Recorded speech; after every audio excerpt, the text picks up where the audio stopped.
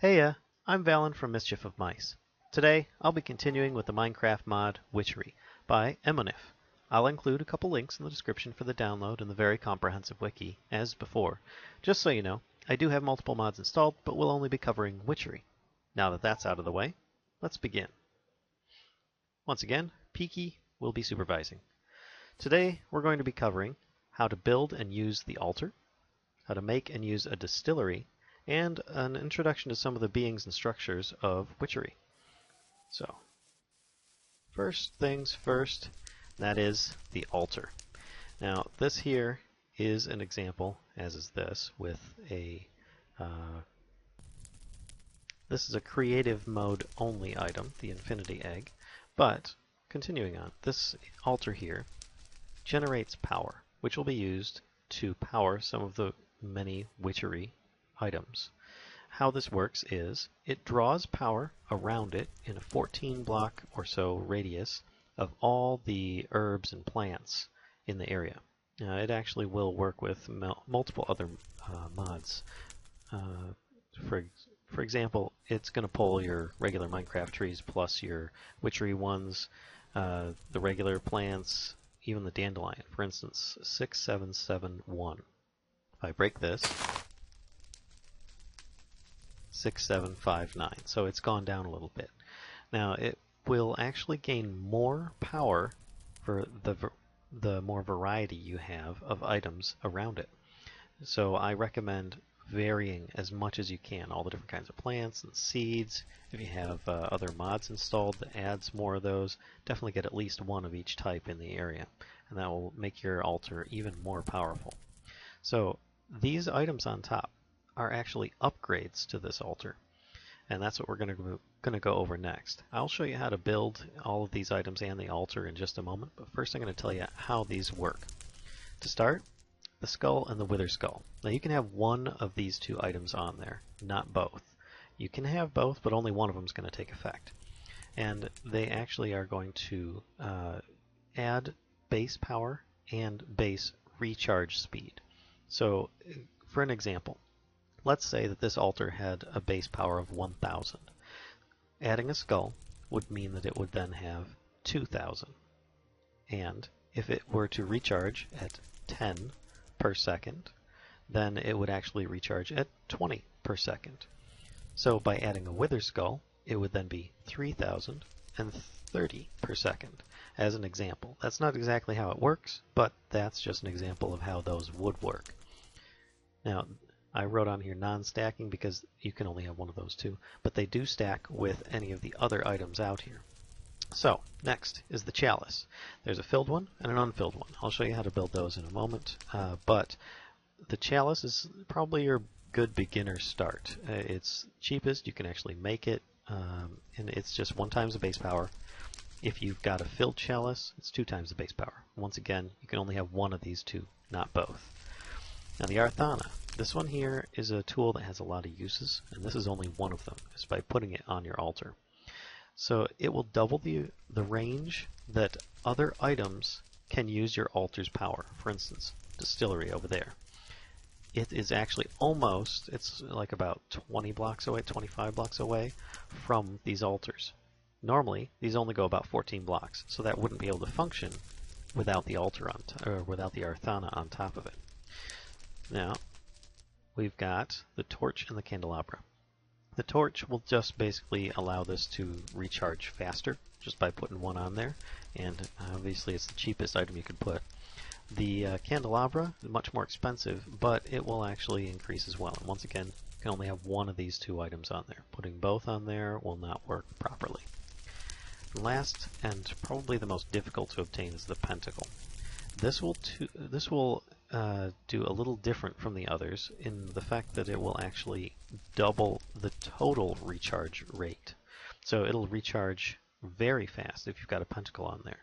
Meaning, if you have a candelabra that gives a 2 times base recharge speed, and a wither skull, which gives a 2 times base speed, and its current 1 times base speed, that's 5 total. 1, 2, 3, 4, 5.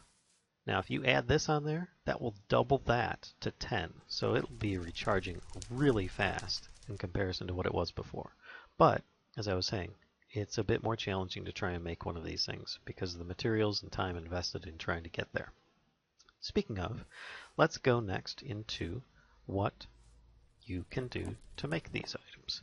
So an altarpiece is listed here with Rowan wood logs, Breath of the Goddess, just a bottle of water, and Exhale of the Horned One, plus 4 stone bricks. Real simple, and it makes 3 per crafting recipe. And to give an example of how to make an altar, it's just a 2x3 space. And it's a multi-block. So once I put this last one down, there you go. And it should, there we go, it's got a maximum of 2016 power. And you can see it's slowly charging up. You add more upgrades to it, it'll go faster and increase the base power total, or the max power total.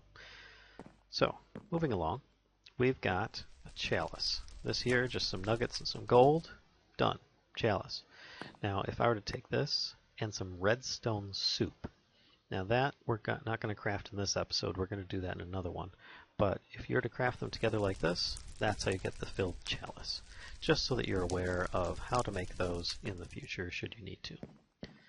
Candelabra takes one of those attuned stones, which I explained in the first episode on how to make. That does require a diamond, bucket of lava, and something else there. Can't quite remember. But you can use these as a source of light. You place it down. It's going to be just like a torch, but it's going to be a really expensive torch. So, moving along, we've got the Pentacle. Now these have a diamond in the center with Cobaltite Ingots and Cobaltite Nuggets. Those are actually a bit more difficult to obtain, and I'm going to be going into that at the end of this video when I introduce you to some of the locals in the Witchery mod. And the Arthana, which is actually a tool and a weapon. To start with, it's made with an emerald, gold, and a stick, and if you're not sure how to get an emerald, you can usually get those from extreme hills biomes, or you could trade with villagers and or hobgoblins, which we'll get into that later. But this, as a weapon, has special effects. One, it's about as powerful as a golden sword, but it has the durability of an iron sword. Plus, it has a beheading effect on skeletons. So if you're just playing vanilla with this mod installed, you normally wouldn't have a way of obtaining a skeleton skull. Well, this allows you to do so. If you enchant it with looting, you'll increase your chance of getting that option. And I do actually recommend that because it not only does that for the beheading option with the skeletons, it will in effect give you a higher chance of getting better drops from witchery, or from mobs getting those witchery items like a creeper's heart and a skeleton skull, a dog's tongue, and so on. So if you need to harvest these items, I recommend you use an Arthana and you try and upgrade that thing with some magic so that it becomes a bit more effective. So, what next? Well, probably wondering why I've always got these lily pads everywhere. As well as how to make yourself a distillery. Well, the lily pad is called a leaping lily. You can make these pretty simply, actually. You just need some glowstone dust, a potion of speed, level 1 is fine, like the 3-minute version, and some regular lily pads with a Breath of the Goddess. You get 5 back, so you're getting all the lily pads back in effect. You just have to spend these materials. You place it down, and you get yourself a speed boost when you're on there, and a jump boost. Now, it only lasts for maybe a half a second. And I've got a jump boost item already equipped on my character right now, so I've got some serious air when I jump on these things. But they're really good for getting around your base quickly. As you can see here, just running around. And they're not too expensive if you have some of the materials already at hand. Alright, moving on to distilling. You can make the book here with the Breath of the Goddess, ink sac, feather, belladonna, and a book. And it's just called distilling. Let's make it daytime again. Which it's going to have a few pages on how to actually distill items and make them. Alright, the distillery itself. It actually looks like this, but it has a little bit of functionality. You're probably wondering, why is this one different from this one? The reason is you can actually see the last 4 jars in its inventory. For instance, I see 1 jar here, it has 1 on display. This one, let's put 2, and you now see 2 jars. So the last 4 jars will display on there, but anything more than that, and it's just going to stay full. So you'll notice it's got 2 slots here, 4 slots there. These 2 are the items that you're going to be distilling into your results here. So you'll want a lot of clay jars, which I'll explain in a second, the reason for that.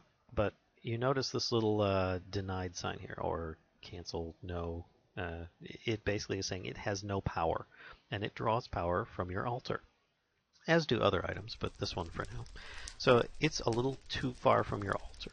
It's more than 28 blocks. Now, what I'm going to do in this case is show you one that does have power. This one here, you see that little symbol is gone. And these are some of the outputs you can get.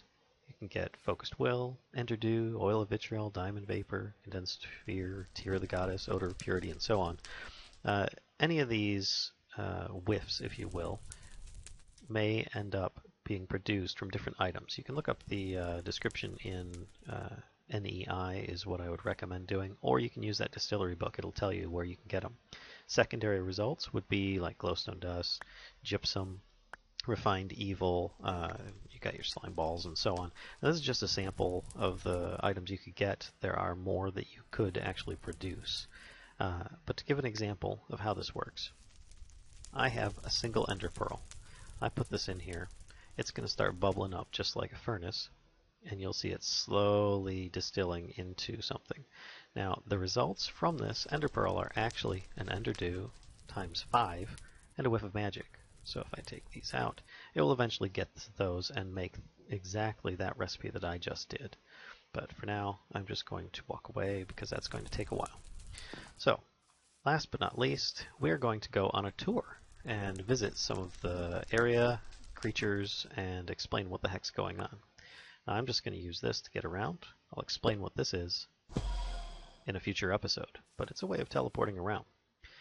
This is an example of a regular town or village in Minecraft, but it has spawned in an extra like castle wall around the outer edge. Plus, it's got village guards, which they're all equipped. They're all equipped with bows and very large health meters. If you notice, they actually have a slight amount of armor on them too. They will attack any hostile mobs or people that are not in favor in the town. For example, if you have a couple of players together, one hits the other in a town. If one has less favor in the town than the other, the guards might actually join in attacking that player. Otherwise, they are pretty darn good at defending the town. Their accuracy is not that good with the bow. But I just wanted to give you an idea of what you might run into out here. There we go. And a back. Alright, next we're going to go into the regular town spawns. They've got different buildings in here, and some different villagers might also show up. This is a bookshop. You'll notice it'll have the 3 books on the back, which you can take those books out of the frame. Should have a chest in there, and it may even have more books spawning inside, as well as torn pages and even scary books. We're not going to go into this today. We'll do that in a much further ahead episode. But this is a quick and easy way for you to actually get some of the Witchery books if you don't want to bother crafting them. It's just something to keep in mind. Next we've got the Apothecary. Now, I did not put this sign up above. That actually spawns on there.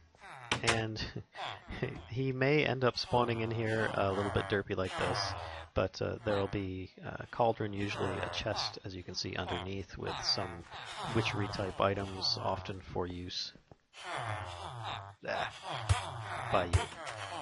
Okay. You need to go away. There we go. Now to continue on, there is a keep. And usually guards will spawn up on top, and they're pretty good being up there because then they've got a much wider view to take out any enemies of the town. So it's just this little castle area here. And something else that might show up would be an abandoned shack. Now these aren't necessarily abandoned. Sometimes they are. In this case, it's not. Let's see. I'm going to show you what's inside. We have a Coven Witch, Eldora Hexwood. So if you right click on them, they may or may not speak to you favorably. In this case, they are not, because we do not have a familiar, which we're not going to do today. We're going to do that in another episode. But they can be helpful in casting spells, infusions, even helping you if you're under attack, if you can get them to join your coven. Let's keep her in place for now. But you'll definitely want to come back to them in the future, Coven Witches. They are usually marked as a friendly creature if you do need them in the future. So let's move on again. Alright, now speaking of friendly witches, these are less than friendly witches. This is a witch's circle. There may be friendly witches spawning near this, but underneath here are a couple witches spawners. Let's see if we can find one. Ah, there's one. So you've got a witch's spawner underneath these little circles here, and they should spawn at nighttime, so let's do that now so you can... Oh, there they are already. So they're very dangerous. I am actually going to go back into normal mode, and you can see that they will actually try and poison me. Now, luckily, it's not going to work because I have some special equipment on that prevents poison from actually doing very much to me. But they will throw potions of varying degrees at you. They may also have familiars of their own, which can be very dangerous. So you'll want to be careful when seeing witches, because they may or may not be friendly. So let's go back into creative, and I will introduce you to one more of the denizens of Witchery. This one here is a bit more useful than some of the others, or destructive, depending upon how you see it. Now I plugged this guy, their house up so that you can't get in here, or so they can't get in here, but these are hobgoblins. We're going to go inside on the top. This little guy here. Now you can trade with them, as you can see here. He'll give, for 16 coal, he'll give you some Cobaltite dust. And you can trade for Cobaltite dust, which is one of the items we were looking for earlier, as well as get them to mine it for you. Now you can't mine it, but they can.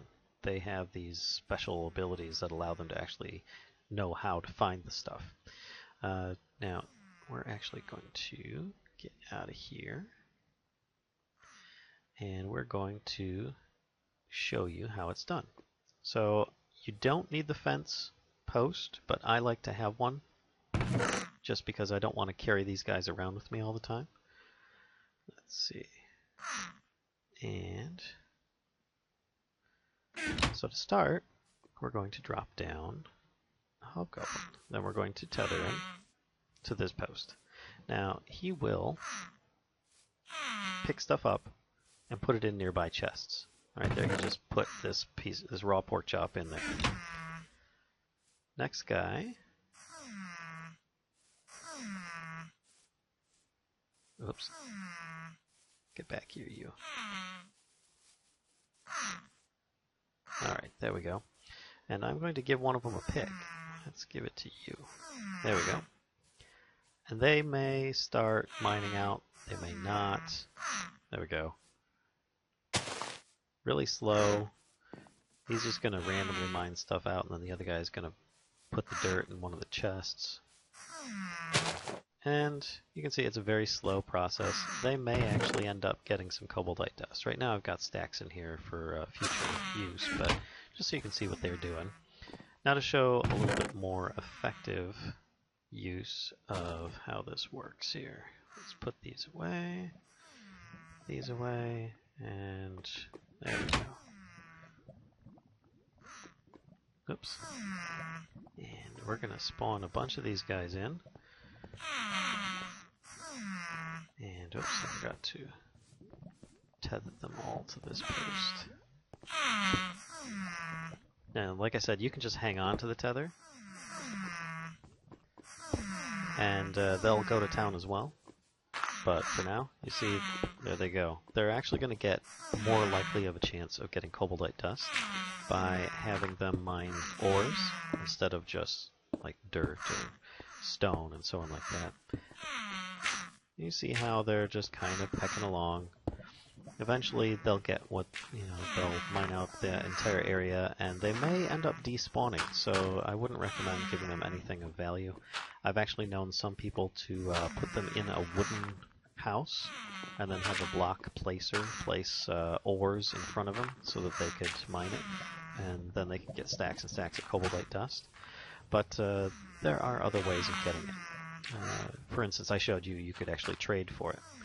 Now, I'm going to show you how to actually get Cobaltite Ingots as well as Cobaltite Nuggets. This here is a Cobaltite pickaxe. I'm going to show you how we can get these items so you can make it. So to start, I need lots of items. Let's grab all these stacks here, put some of these away. And there we go. Now we're going to trade with this guy here. Let's say we've already got several of these stacks of Cobaltite dust and nuggets. And you can hear he's pretty happy about that. Now he's only going to trade so much though. So therefore you finish, back up, and you just watch. He actually should, yep, he's sparkling and he gets these little particle effects going on. Then you can trade with him again, but you notice it says no on the first one. So you go to the next one, and it's usually a little bit different from the first one. You keep this up until eventually these guys learn a recipe. There we go. That's all that there is going to be for today.